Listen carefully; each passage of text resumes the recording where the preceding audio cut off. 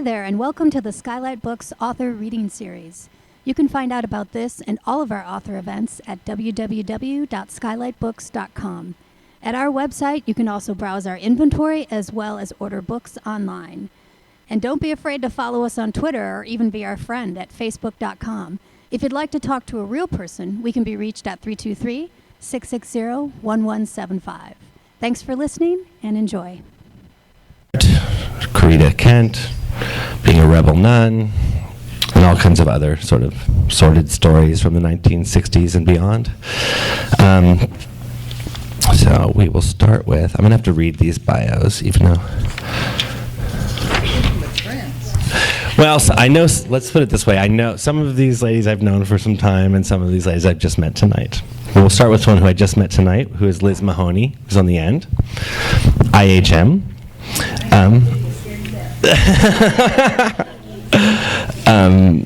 She has been a member of the Immaculate Heart community for 65 years and was present. See how? Yeah, but I don't see where your thing is. It wasn't printed out. Tell us about yourself.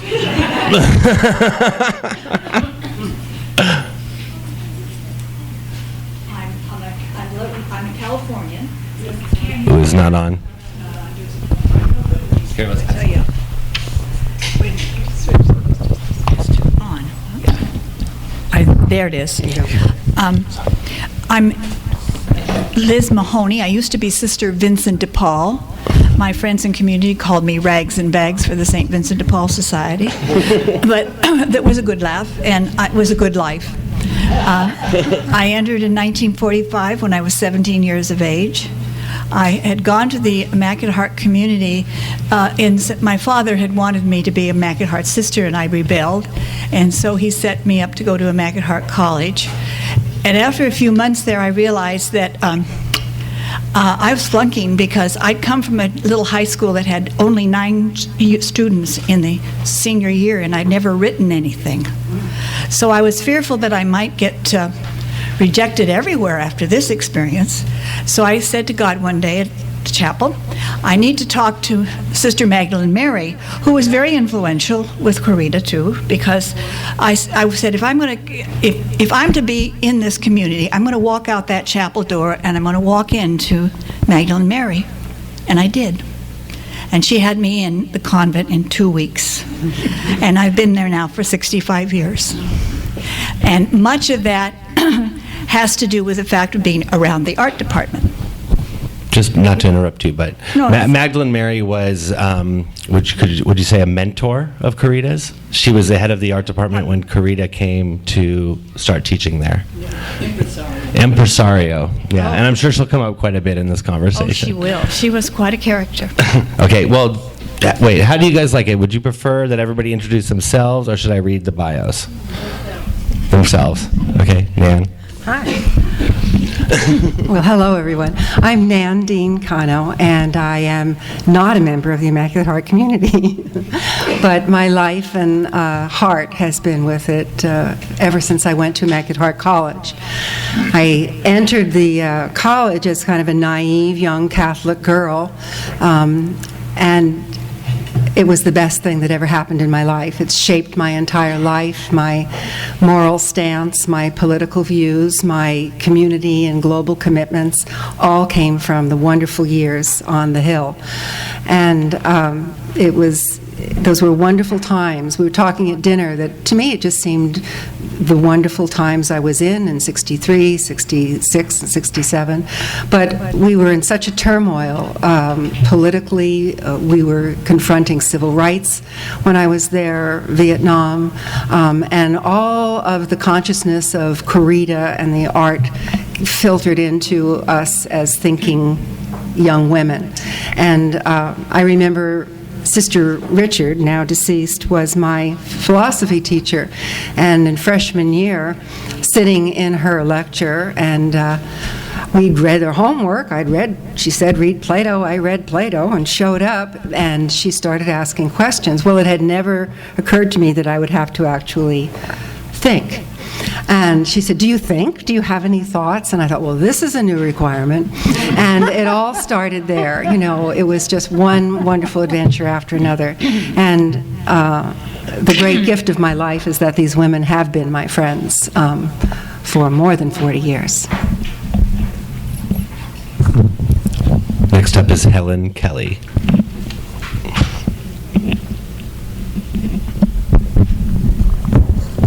I don't know how to be brief, and I'm famous for being brief.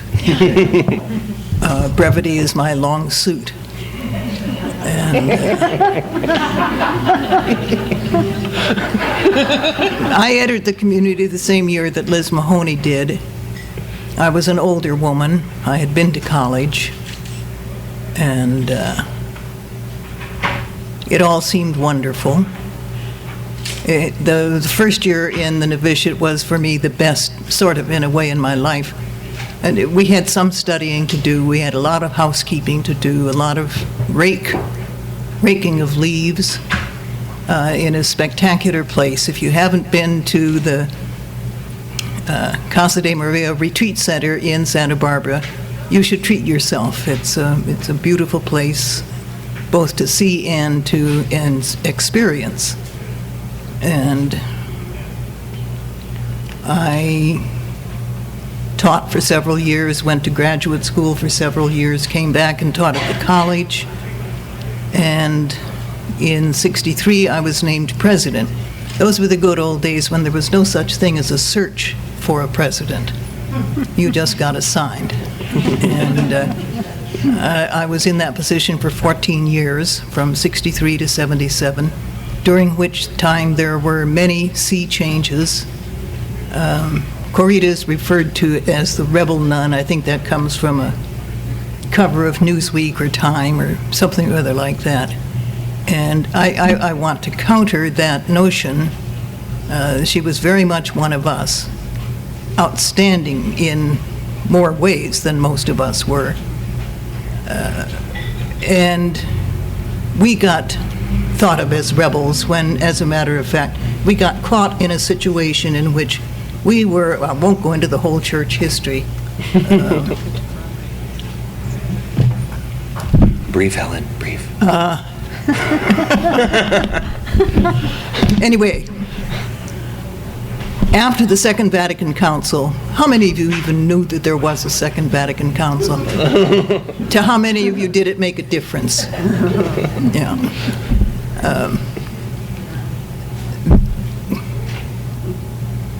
I'm at an impasse here. I need to tell you so much to understand what I'm saying after I say so much, and I'm not going to say the so much, so it's going to be a problem.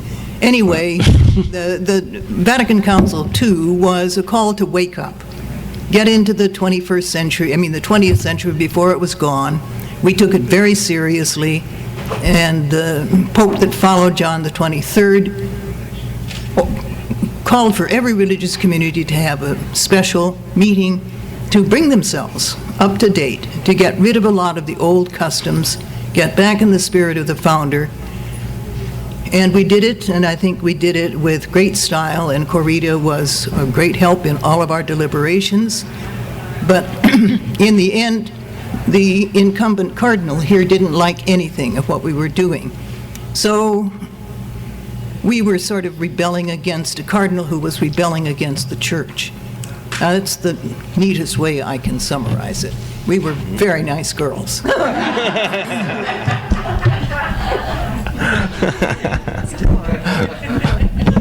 Awesome. Follow that one, Richard. Oh, gosh. I think that Helen Kelly is one of the wittiest and smartest girls I have ever met.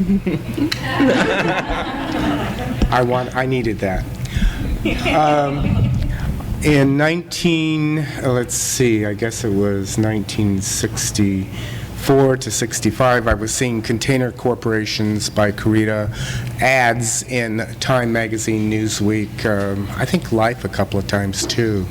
And I was falling in love with them. I knew who Corita was since 1954. And so I would write her little love notes. And I was a monk in a Roman Catholic brother in Chicago, Passionist. And by the time 65 came around, I didn't believe any of it, including I didn't believe in God. But I kept writing Corita and sending her little collages that I made, and she said, "Why don't you come to Immaculate Heart College? You have the soul of an artist." She didn't say I was a good artist. She just said I had a soul of an had the soul of an artist. And I said, "Oh, I never took my college boards. I don't know. I don't know if I can study. I don't know da da da da da da da." And I said, "I'm going to go to Loyola and take these tests." And they said, "Oh, you'll do fine." So she wrote, and I said, "I'd like to come." She said, "Well, you're in." So I thought, "Oh, that's good." So she said, "Come." She sent me some pictures, and I left the monastery, and I went to Catholic Worker in New York. And then one day I was opening this, and she said, "Come for summer school." Well, I was in New York, and I was up the Hudson with Dorothy Day, and thank God I didn't see that note from Corita saying come to Immaculate Heart for the summer, but rather I had a wonderful summer at Bard College. And then I went to Immaculate Heart College and met Corita.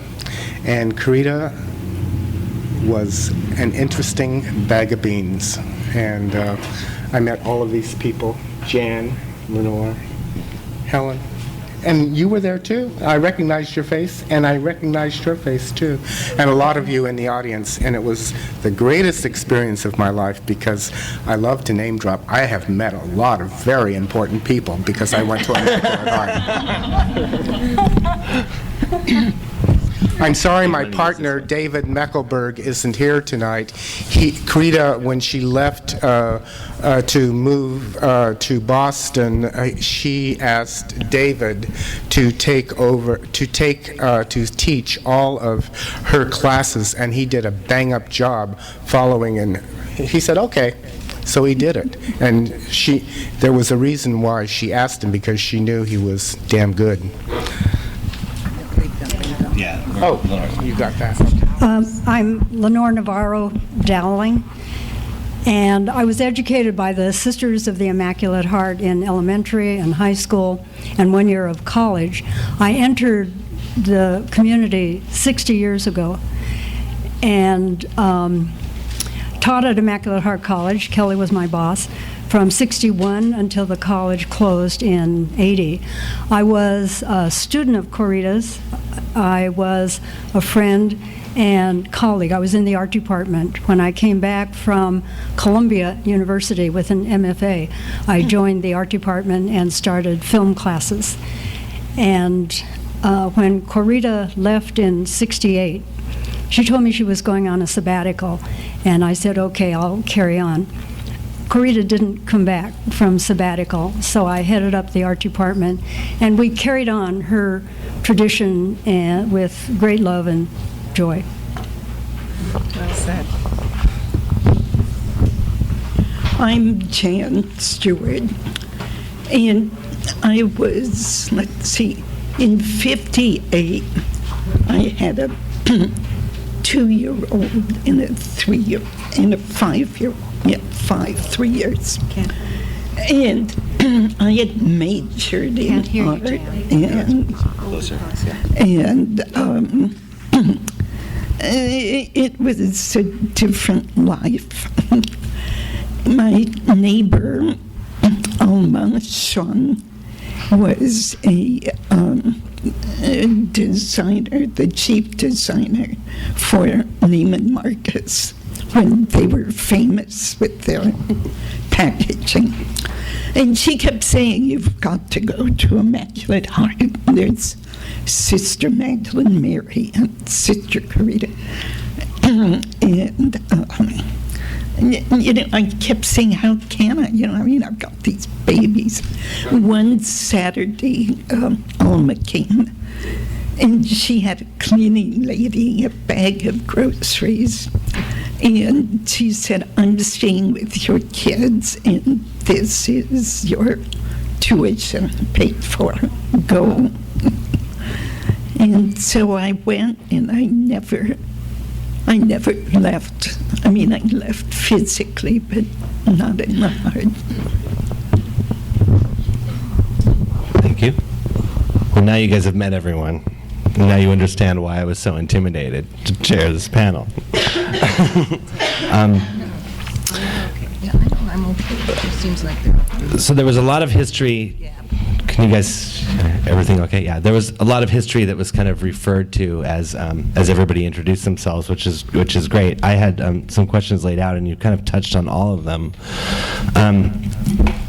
I do want to get into being that the title of this panel is Rebel Nuns. I do want to get into the controversy and the problems, and especially the situation that surrounded Cardinal McIntyre and what happened to your community during the 60s. But if possible, I'd like to just pass the mic around very briefly and just talk about, it's very obvious that there was something very special going on that campus there on Franklin and Western throughout the 1960s. And I'm wondering if you, at the time, as you were experiencing it, were aware that something special was happening to you during that time. And if so, if you could cite a brief example of what kinds of things that you can remember that stick out in your mind to say that this was a different kind of experience than a normal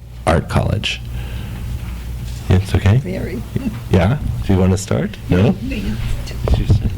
Well, the 60s for us at Immaculate Heart College was really a great flourishing time for the arts. The art department with Corita, the theater department with Marie Florette, who has since died, the music department with the three nuns, a trio. So all the arts were just thriving. And in the art department, Corita and our other faculty reflected the world. Today at dinner I said Corita would probably do something on the oil spill and on the Gaza flotilla. So her work from that period reflected the Watts riots, for example. So we weren't just this little isolated island on the hill, but we were in tune with local issues and national issues. So as low-key as Corita seemed to be, she was really a firebrand that ignited passion and rage, and it came out in the work that students did. But it was the combination of all the arts on campus, plus not just the arts, but the other departments, the political science, economics, anybody who was in school or on the faculty will remember that time. Not that it was Camelot, but it was just exciting and nothing like it since. And Richard was a student at the time. Yes. I was there toward the 67 to 70. We all tried to please Corita in many, many ways. We tried to do good work, and we tried everything that we could try, we tried. And I think I pleased Corita the most. We were all in costume, and there was a fish pond in the center of the convent. And Corita was up above watching. This was some student's project. And I got on the railing of the fish pond, and we were all singing and dancing and going around, and I got a little bit dizzy and fell in the pond, and I looked up, and there was Corita, and she was laughing her head off. So I think that was the time when I pleased her the most.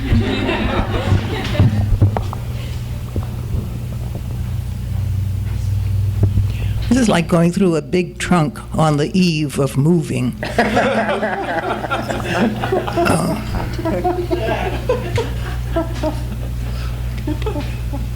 I had the pleasure of getting to know Corita personally better after she left. I mean, she was an icon when she was there. And she knew it in a kind of a way that I think disturbed her, because it put an awful lot of pressure on her. Students wanted her full-time attention. Magdalene Mary wanted her full-time on the road, spreading the word. She wanted a good night's sleep. And they were all kind of warring events. But after she moved to Boston, and after I was president of the college, moved to Washington, she would come down often. If I had work in Boston, I would go up. She would stay with me, I would stay with her.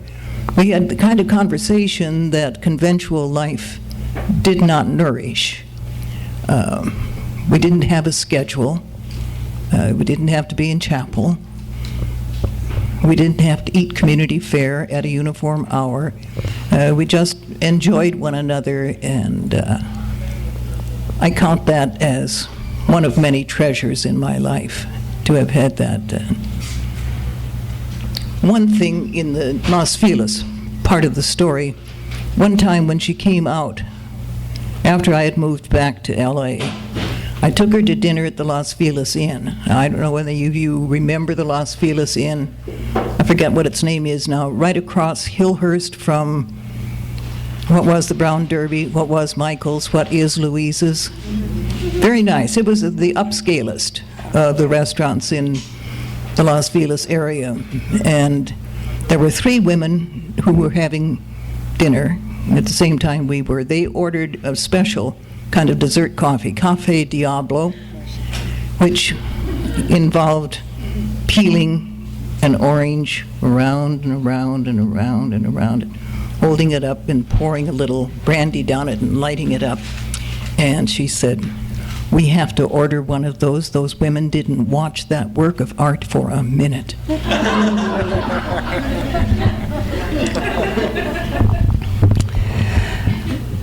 I stood in front of the library up the hill, which is now AFI, I'm sure you all know, and was with one of my beloved professors, Fallon Evans, when John Kennedy was shot. And we looked out over the city, and we talked at that moment about what we would have to do now. And that was really the heart of Immaculate Heart, that the city was ours, the world was ours, we had to make a difference. Justice had to be brought to the world. And it was just a matter of sorting our way and finding what to do and how to do it. I was an English major and snuck into the art classes. All of the art majors were English minors. So the word was extremely important. Corita was pulling words out of the newspaper. The big supermarket across the street was Market Basket, and said that if Mary were here, she would be shopping in Market Basket, and that Mary was the juiciest tomato of them all, which got her in all kinds of trouble with the Cardinal. Mary was no tomato. But for young women, this is the impact it had on us, that the world was ours. We were not isolated little treasures kept away from pain or sorrow or meaningful lives, and that we must engage ourselves, that words meant something. And clipping out of the newspaper, one of our assignments would be to take hundreds of clippings from newspapers, randomly cutting, and we'd come in and we might have 200 of them on little index cards, and then reduce it to 50, and then reduce it to 25, and start discerning meaning in there, that the very random words of newsprint were the texts of our lives. And so those seemingly random words that appear in so many of the serographs came from the advertisements, from the newspapers, from the brave Berrigan priests who were putting their lives on the line, and Pentagon paper protests. My friends were going to, there was a summer, one of the greatest regrets of my life during those years is that I didn't go to Selma, Alabama. And one of my best friends did, Mary, remember? And I always have felt I should have been there. Well, if not there, then where? And so we worked in the inner city. These women, you have to know, they, to me, were the funniest, smartest, prettiest, finest human beings I had ever come across. I'd never seen anything like this. And there was, well, most of them. And this one was my president. And so as a young girl in college, and you ask what it felt like to be in that auditorium, you know, young girls who didn't know what the hell we'd walked into up there, she would march down that aisle, convocation, ramrod straight back with the most stirring convocation speeches, urging us to engage life at its fullest and to start right now, please. When the Cardinal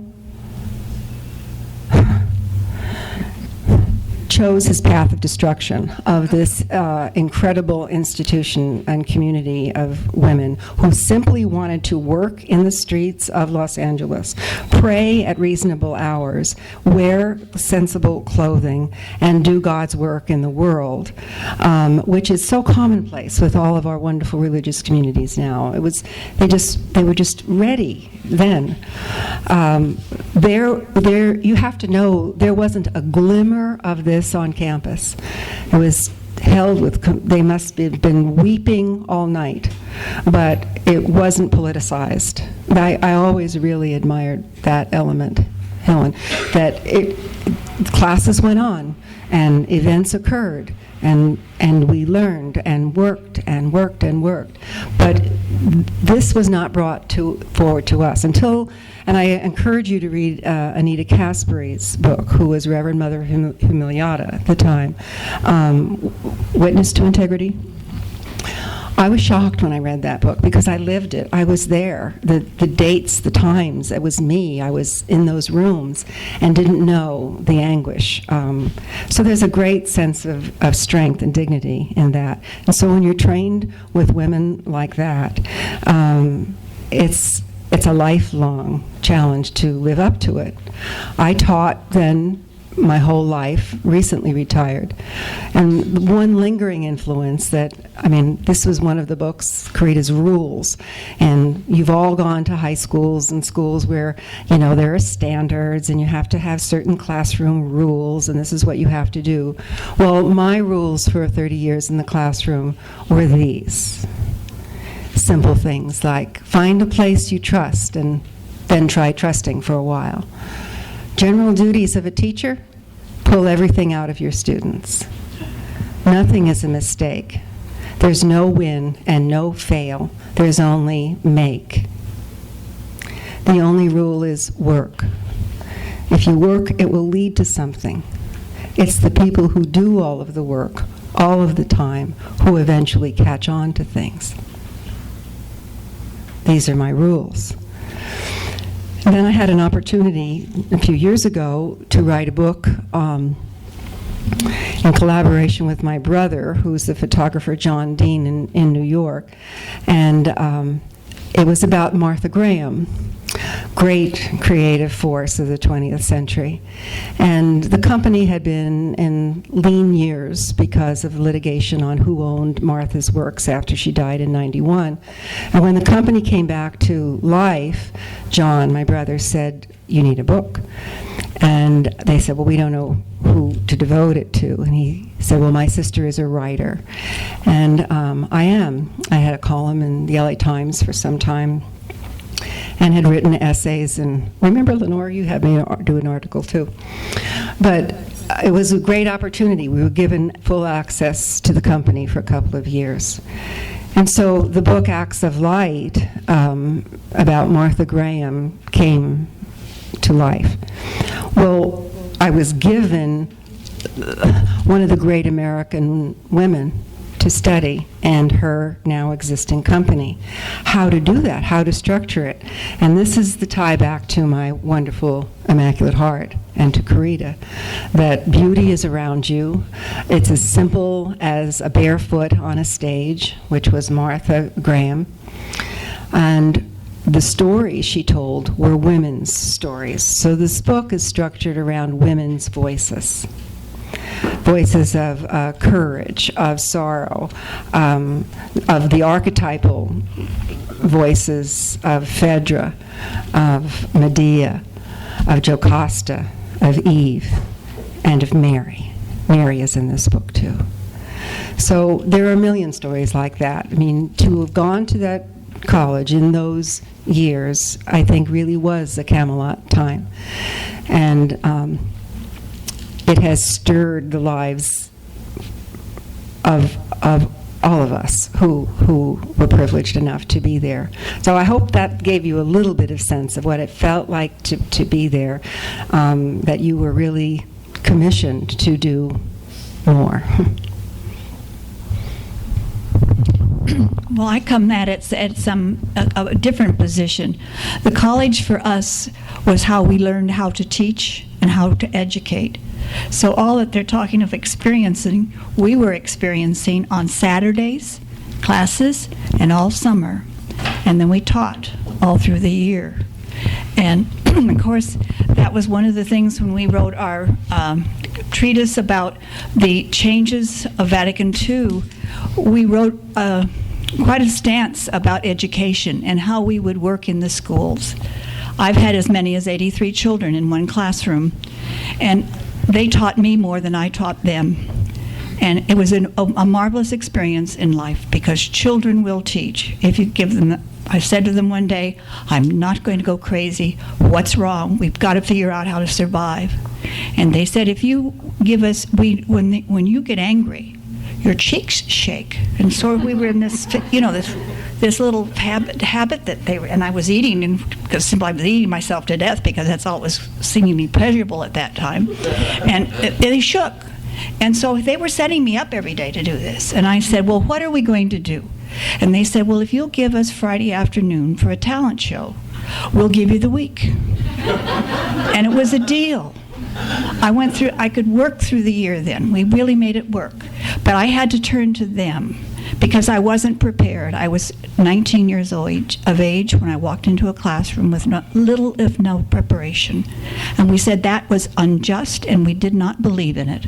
So that's what we were learning through the college and through our working in the schools.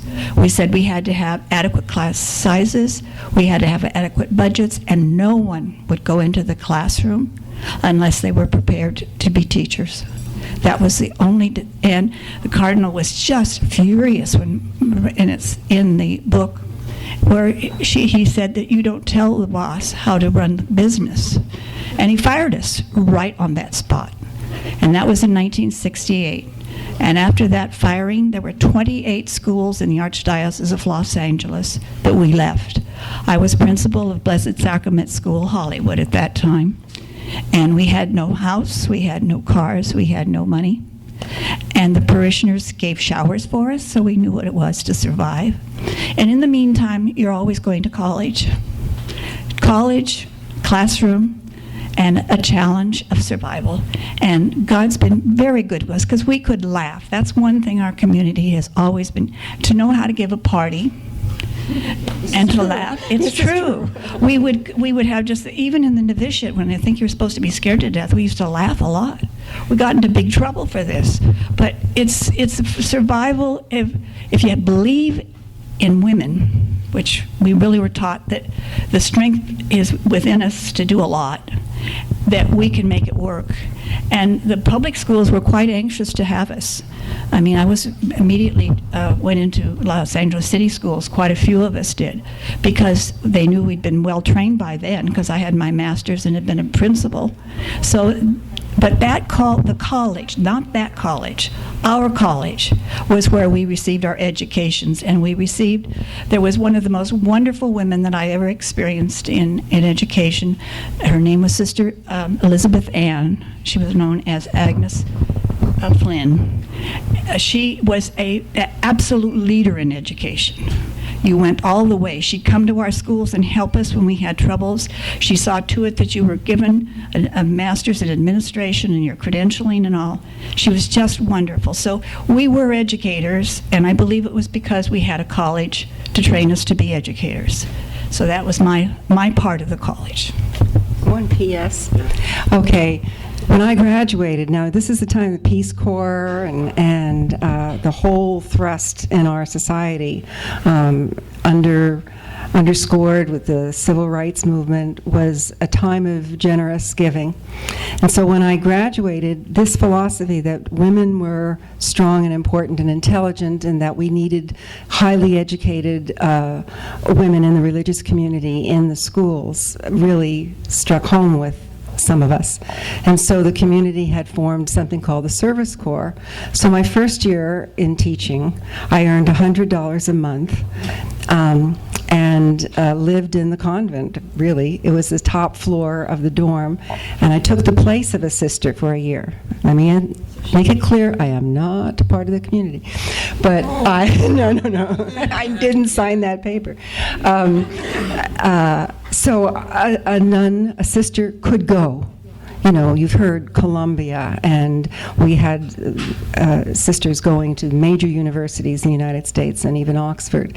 And so I took her place for a year so she could go and have the luxury of a completely finished college education.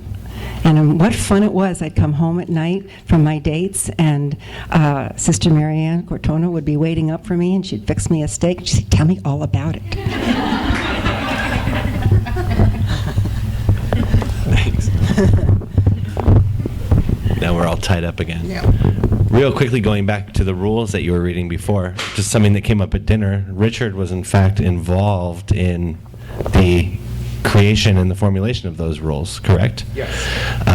Which, for me, this is a personal aside, has always been a controversial subject, because for years there's been a debate back and forth that I've heard that those were actually rules that were written by John Cage, the musician that Corita had stolen, and he solved the mystery for me tonight. I don't know if you want to talk a little bit about how those rules were formulated, and then we can get into some of the other.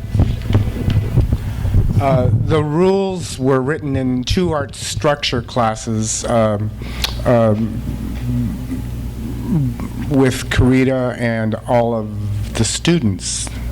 And we had our regular work to do, and she said, well, I can't remember what we were working on at the moment at that particular point in time, and then she said, well, we'll have a break, and then we'll talk about the rules. And then the rules just came forth in the first evening. I remember Barbara Loest was awfully good, and she was terrific. She added a lot. There was a lot of Barbara Loest in these rules, but it all came about in 2 sessions. And then she said, "Well, we have all of this. We have these rules, and next week we will edit the rules and talk about everything again."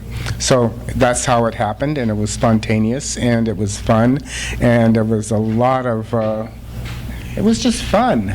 And that's how they came about. And the John Cage part is by leaving, how do we do this? By leaving plenty of room for X quantities.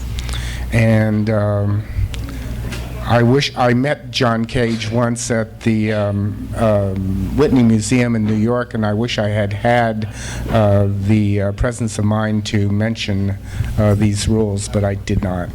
And then David Levinson. Oh, and then David, in Jan's great book, Learning by Heart, this is Jan right here. She wrote this book. She and Corita, this was a project that she and Corita did together. And David Meckelberg's, my partner's part in this is that he cut these rubber stamps, and he was the best stamp cutter of anyone ever. Corita said, "You're the best." And so she was always forever borrowing his rubber stamps to do this, that, or the other. But this is his stamp set, and he cut it. And when Corita gave us assignments to cut stamps, she said, okay, next week by this time you will each have 5 sets of stamps. And be careful using your Exactos, because I don't want to see, for every cut you have to give, I don't know, 50 cents or a quarter, and then we'll have a party at the end of the semester. We had a big party because we were all really cut up.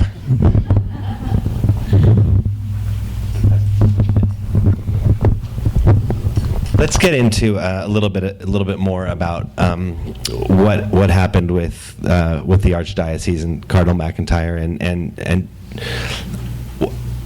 I'd like to hear from those who lived through it. What really were you fighting for, and how did it feel at the time to have not just your superiors, but it's not just like, I mean, it was like just a job, but it also, I believe, from what I've heard, had a lot of spiritual implications as well, because belief comes into question, possibly, and if not, correct me on that. But I'm curious, just from a personal standpoint, how that felt, what really were you fighting for, and how that felt to have to fight against the system like that during that time. Real good. Real good. Here.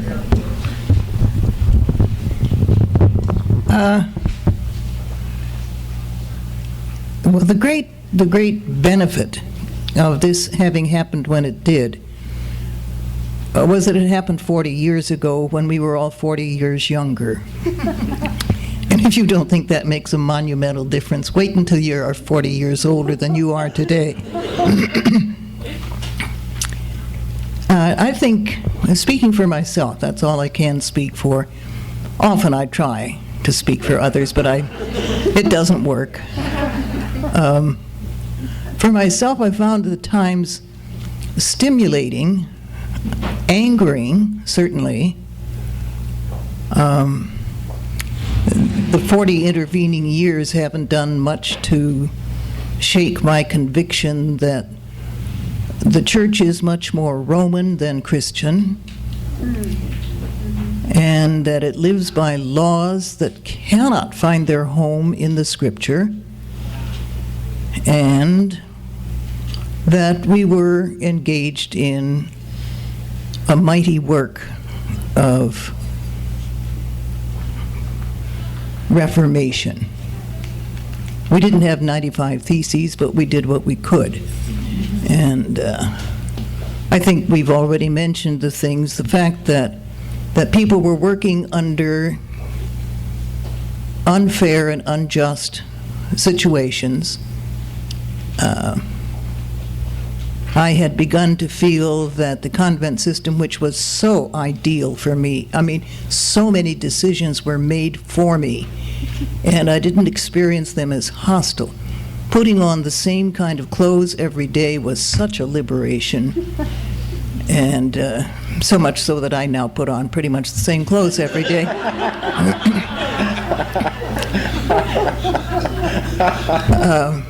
But it was for us a call to grow up. Nan, as a student, experienced us as wonderfully grown up, then full of fun, full of sharp intelligence, but, nuns. And God bless us.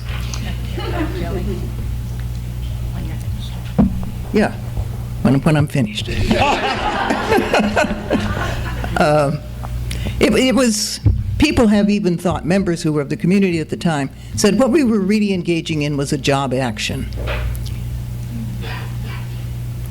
We were a tiny union inside the church that saw things that needed to be done, and we went to work to make them happen. And indeed, even though we ran into that very rough patch with Cardinal McIntyre, we came through it. We have new works to show for it after those 40 years. And old works lost, like the college. And what was amazing to me when this whole experience occurred was being on at Blessed Sacrament. You're right there on Selma Avenue and so forth, and people would go to church and come out and be upset and call us women of the streets. And what struck me for the first time in my life, I had never been accepted for who I was. It was the symbol I wore. Does that make any sense? And it was such a shock that I felt I was a person, that I was respected for who I was. And it was that you are a symbol that takes care of the rest of us with your life so we can live freely. Somehow or other get permission to do that. So that was a real shock. I think that was hard for me also was in the parochial schools to have other sisters take our schools.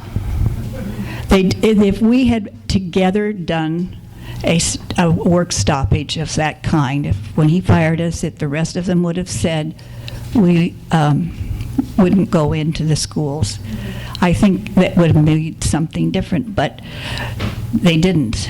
And I think, again, you don't have a lot of time to get fussing about things. You've got to survive. So we just figured out how to do that. And we did it. Well, we've done it all now 40 years. And now we're worried about where we're going to, because we started these retirement funds because we had no money. And we still not there's not too flush a situation in this world right now.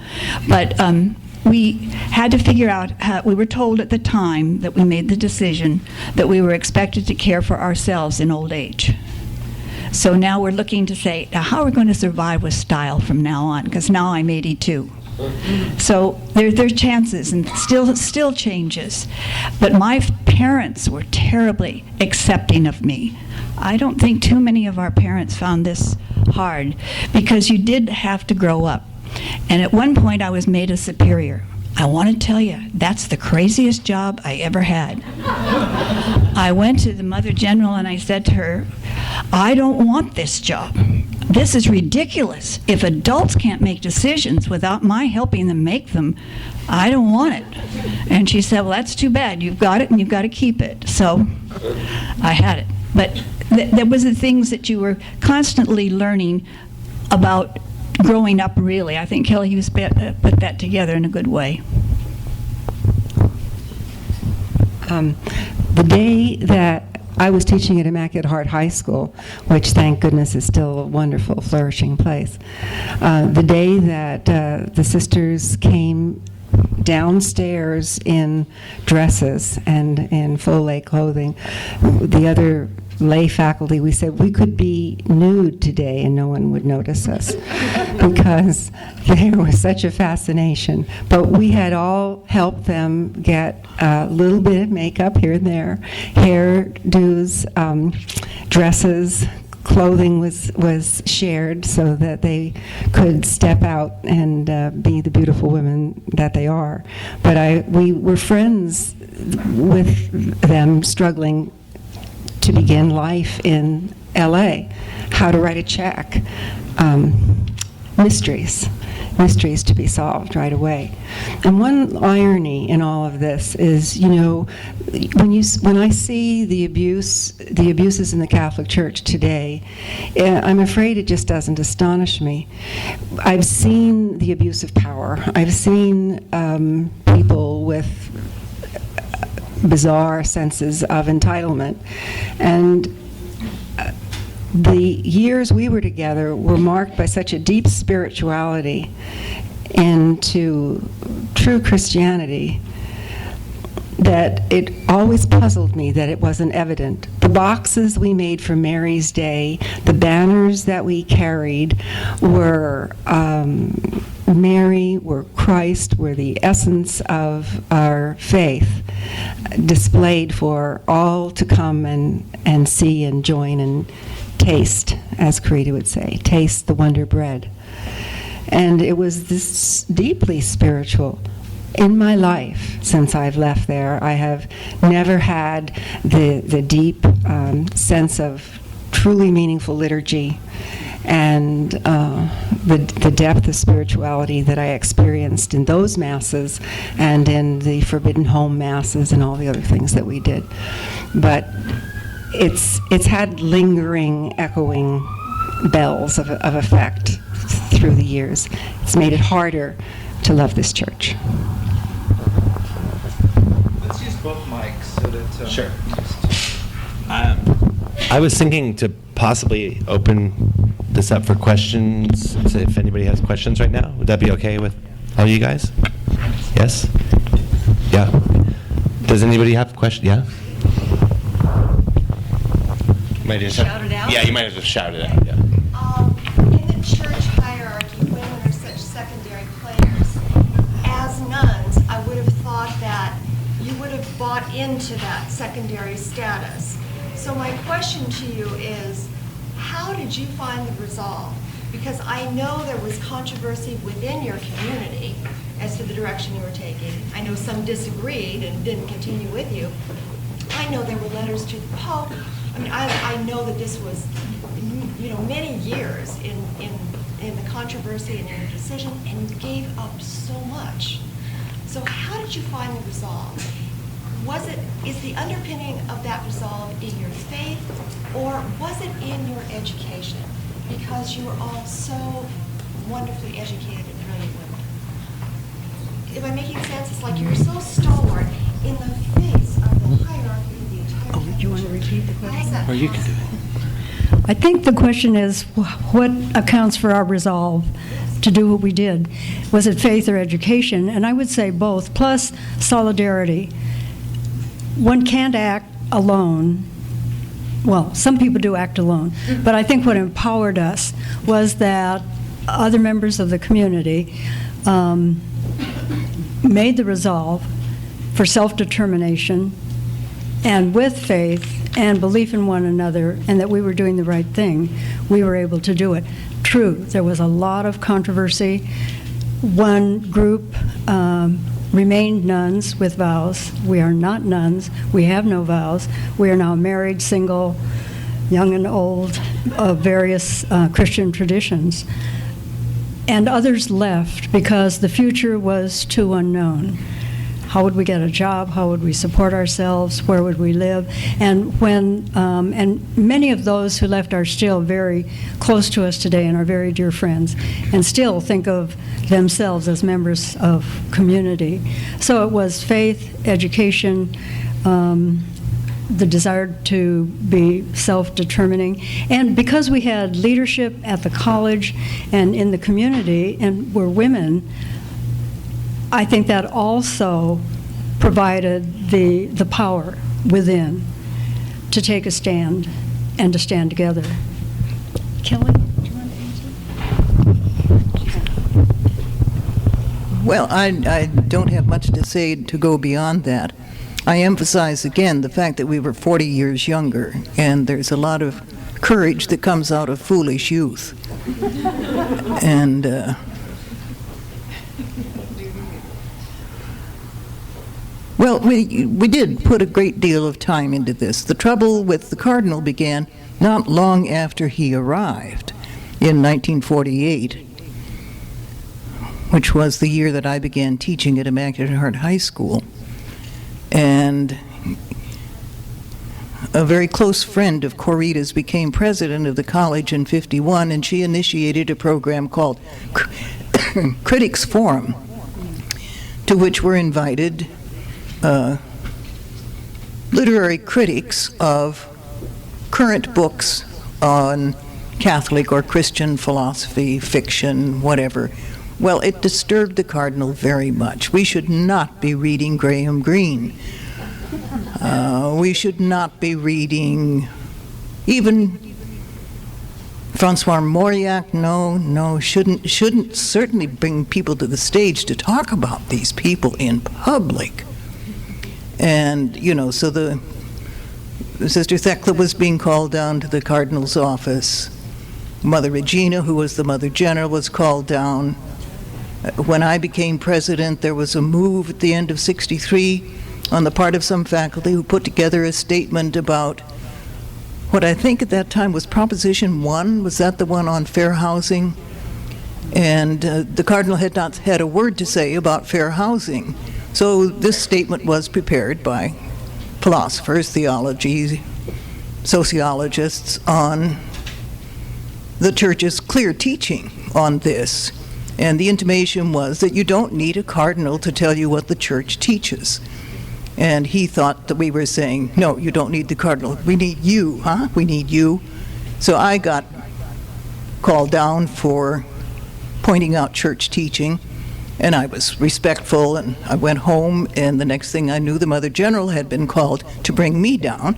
And this is just, I say this as a manifestation, a manifestation of the Cardinal's mindset, which was you have a chain of command and you don't, and that's why there had to be a superior in every house. Somebody had to be accountable. If everybody's accountable, nobody's accountable. That's the way he saw it. He did not like Vatican II. He left it early, and well, there you are.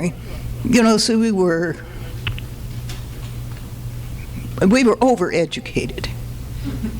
And yeah, and all the speakers we had. Oh yeah.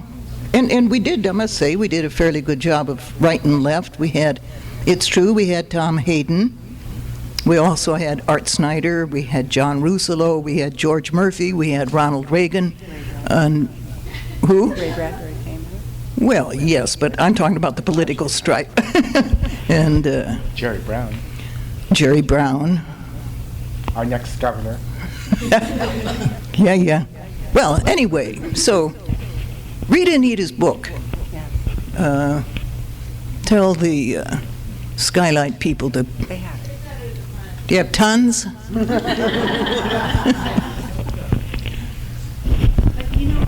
I'm hoping that we can do this again. I know that this is going to go on for some time, but there are amazing, funny stories about a lot of the people here, right, this evening, and that I would like to talk about.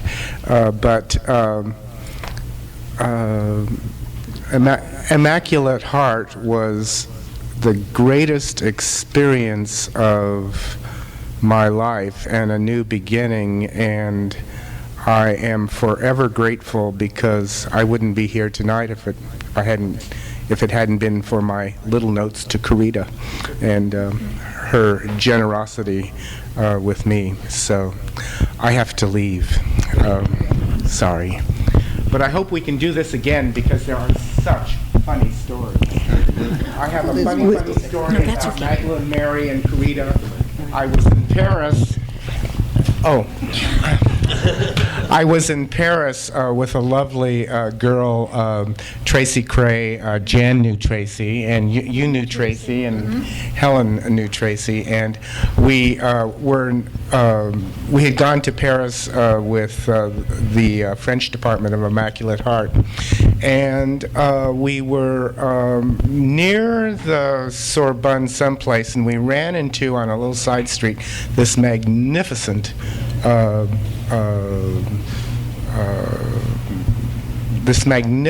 antique shop. And I said to Tracy, I said, oh God, if Mag and Corita could see this, they would go crazy. And so we went in, and I tried to talk to the gentleman. You should get in touch with Sister Magdalene Mary and Corita Kent. And he said, don't mention those ladies to me ever. Don't mention those ladies to me ever. And I said, why for? Why for? And he said, the little one was fine, but the other one, Magdalene Mary, tried to get everything for next to nothing. Immaculate Heart had a marvelous folk art collection, which should be in Griffith Park right now, but I don't know why that didn't happen, but it was a magnificent collection. And one time I went to pick up a friend at the Burbank airport, and I snuck out a bird thing that would you would wind it up and it would go make the twittiest noises of all time. And I picked up my friend, and the cage was covered, and people thought we were nuts. But anyhow, those are some of the things that happened at Immaculate Heart. And I just wanted to say, I met Anais Nin, I met Henry Miller, Bucky Fuller, Jane Fonda, Henry Fonda, John Voight, Daniel Ellsberg, the Berrigan brothers, Ray and Charles Eames, Diane Keaton, Warren Beatty, Helen Kelly, Dorothy Dunn, Lenore Dowling, Detta Lang, Jan Stewart, and Dr. and Annette Laporte. And I'm sure they were the faculty, and I tell you, it was a goddamn good education.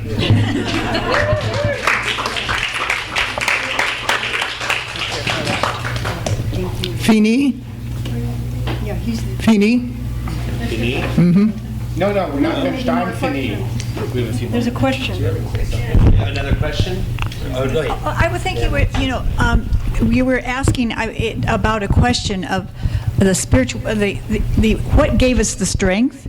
One another. In fact, we together are so many really close friends to this day. One woman that five of us should live in a house together so we could afford the rent, find big places, and then you have it 2 years and they sell the blooming thing and you had to find another house. So we kept doing that for years. But it was a camaraderie, a belief that, we had such wonderful people work with us while we were in the chapter, because we went 2 solid years in all summer with a chapter, we called it, of study. There was an education division, there was a how we lived together, how we governed, and Kelly was very, very much in part the writing of the prologue, especially, weren't you, in the decrees? Well, I was sort of the amanuensis. What's that all mean? Secretary. Oh, secretary. Well, they have a lot of big words in the college. I didn't get that. I was teaching elementary. That was another interesting, because there were so many of us who were in the grammar schools, and then we would so look to the college staff. But Helen was always there to help. She did a lot of work to help me learn how to write. So that there was this togetherness. There was a joy and a togetherness. But my faith has only gotten deeper with time and with more understanding that some of what I thought was the essence of things was a myth. All the rules that we kept were really rules that you had day silence and night silence, and all these structures of power among us. And it was great not to have that, and it didn't make it. It made it better for me to read and to develop, I believe, a relationship with God, because now we're on the other end of things, and it's not too long, because you're going to get to have another dimension of your life. So, does that help you at all? Because it was a struggle. But when survival with style means you really have to work at it. So you didn't have a lot of time to think about. I'll never forget, we couldn't get credit cards because we'd never been on anybody's roster for credit. And so one of the sisters, Noreen Naughton, had a brother who worked with the Bank of America. And after hours, we got snuck in the back door and they helped us get credit cards. Another time, there were just all kinds of funny stories about how many of us were, what do you call it? When we were sending your first time they'd ever gotten, I was 42, they'd ever gotten any tax money from me for income was that year. And what do they call that thing that they do with them? Audited us. They audited all kinds of us. Yeah, where have you been? Well, here's a salary that you're getting as a teacher, and all of a sudden you have so it was audited. But thank God, I was always had to get people to help me, because I'd give the kitchen sink away. I'd give anything away. So I had to get somebody to help me, and he went to the audit for me, and it all worked out fine. From then on, they've left me alone. So far. That's true. Is there any more questions? Anybody else? Nobody? No? Let me tell my story about the last week. Okay, yeah, Lenore's going to tell this story. We heard at dinner. The Los Feliz Theater is next door. And when I was organizing film programs at Immaculate Heart College, I had met Max Lemley generations ago at the theater, and I arranged to have screenings so that students from the college could come and see movies, the foreign films, Truffaut, Bergman. Anyway, my superior said when I asked if Corita and Florette and I, still in habit, could go to the theater by ourselves, the answer was yes, but you may not go in the main entrance through the box office. So I had to arrange with Max that they would let us in the side entry. So the three of us parked, all wearing habits, sneak in the side entry, but then we're facing the whole theater.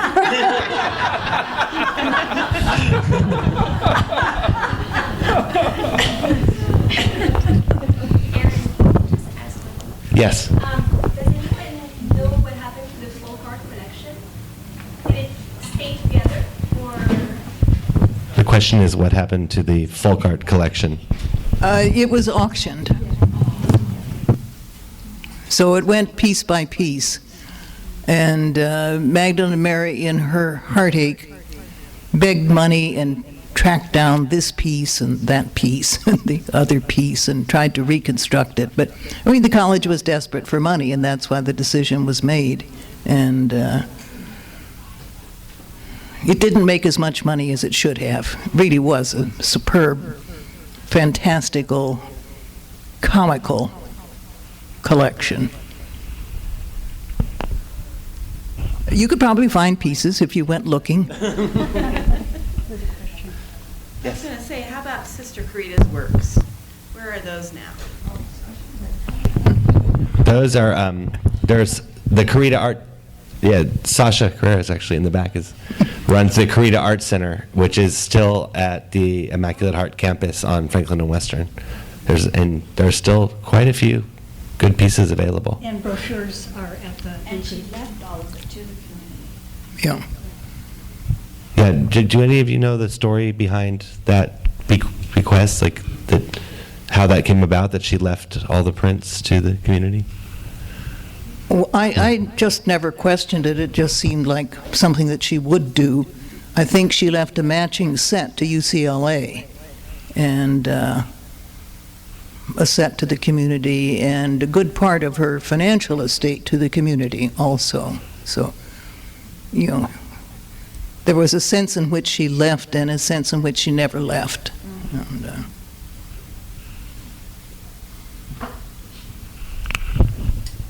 Over there, put her hi. Three of us here went to Immaculate Heart in high school. And we just remember, 68, we graduated. And one day our teachers were in the habits, and the next day they were gone. But I was wondering about the art collection. Is it at the high school now, or where? The community office is in the same campus as the high school. If you park in the upper parking lot, we're on the upper level. And so when did the college, because in 68 did the college cease to be? No, 1980. 1980. And Corita didn't die until 86. Yes. I heard that Carl Rogers was the psychologist that helped you.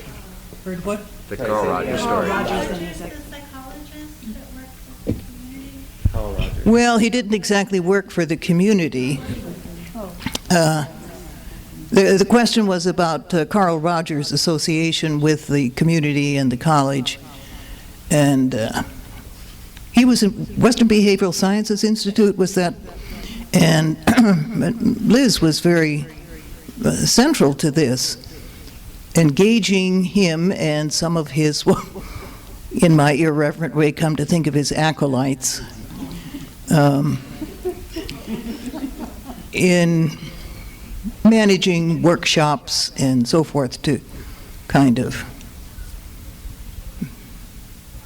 I don't know, liberate our souls and So that went on for what? 3 years were we engaged in discussion? What he was trying to have us do was, it started with the college faculty. Didn't you go work a weekend with him, or did that ever happen? That was later, but I may be wrong on the timing. Well, I wasn't, I had worked with Glasser in Schools Without Failure, but I didn't really, my staff and I went on one of those weekends, and it was hard. Ooh. Because he encouraged everybody to say how all their feelings and so forth, and that was not one of the strong strengths of the community. I mean, in a convent, you were not encouraged to do a lot of that. So it was a really hard weekend. Our staff still stayed together. I think some people found it very destructive, but if either I'm daydreaming or something, but we still went back to school and worked very fine together. But we were very honest, and it was very painful at times. But honesty is painful, but then again, do you really need that much honesty? So these questions come up all the time. Not that you're dishonest, but you just don't say some things. You learn how to survive with some other style than saying that. But one of his cohorts, or what did you call him, acolytes? One of his acolytes, though, has written a book about that, and he claimed a lot about the fact that was destructive to us as a community, and I don't believe that. I did not experience that in any way, shape, or form. It was a hard experience, but it had no relationship to the chapter that was going on, because it was somewhat all tied in, so it got mixed up. But his writings are not presenting the way I knew it. So I accused him of making a second career out of confessing that he robbed us of our faith. And I said, if I were your confessor, I would tell you, God forbid that I would be your confessor, but if I were, I would tell you to move into the present day and forgive yourself as we forgive you. You make these remarks as though there had been no women's movement, no Vatican II, no civil rights, all the things that germinated during the 60s and came to kind of a full boil for us in 67. It was my effort to say nicely, boy, you're off base.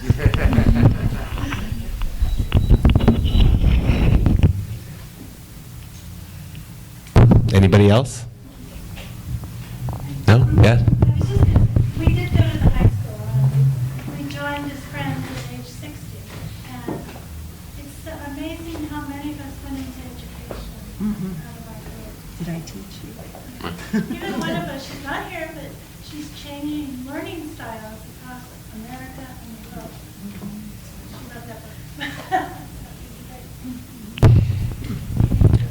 In closing it up, I was wondering if I could ask each of you briefly just to tell us, in the shortest way possible, what would you say that your experience with Corita and with the Immaculate Heart community, what is the single most important gift that you got from that experience? It seems like a nice way to maybe wrap this up. Could you answer? Yeah. This sounds very low.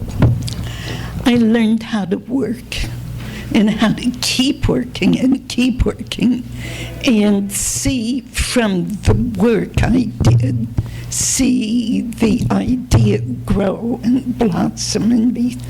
And she was tyrannical in terms of the work. And at first, I didn't understand why we had to write 500 things by tomorrow morning. And it just broke down the readiness and the assumption, and you finally open to new ideas, new ways. So I had been an art major at the University of Redlands, and the teacher was terrific. But when I got in with Sister Mag, too, I mean, it was something else, and it changed my life. From Corita, and I think it also applies to community, I learned to see and to be open and to expect surprises. And in community, similarly, to see multiple perspectives and be open to what comes. And all can be a wonder and a joy. Well, it would be impossible for me to boil it down, so I'll tell you an incident that pertains, but only in the most general way. When I was a young teacher in the high school, I was very concerned about the lives of the students. And there was one student in particular who seemed to me particularly troubled. And one day I met Corita on the staircase, and I said, say a prayer for, and I mentioned the name. It was a name that would have meant nothing to her. I said, I'm worried about her. And so she just said, bowed her head and said, Jesus, and walked on. And I have just seen prayer. You know, I had said a lot of prayers, but there was something so prayerful and immediate about her response that it was an art.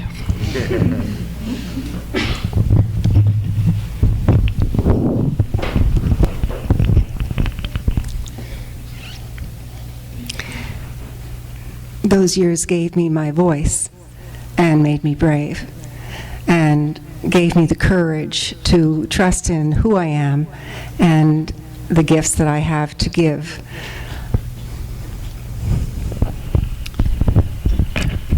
Summaries are hard. I believe both the experience with the art in the, at the college and with Corita, and with my experience in community. And I had dinner with Corita later in Boston one time, and I was full of what I was about because I loved education. And she said to me, "Do you realize the gift you have of enthusiasm?"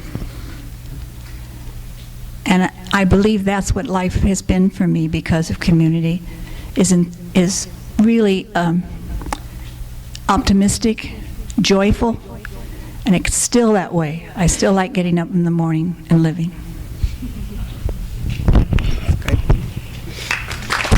Thanks, everybody.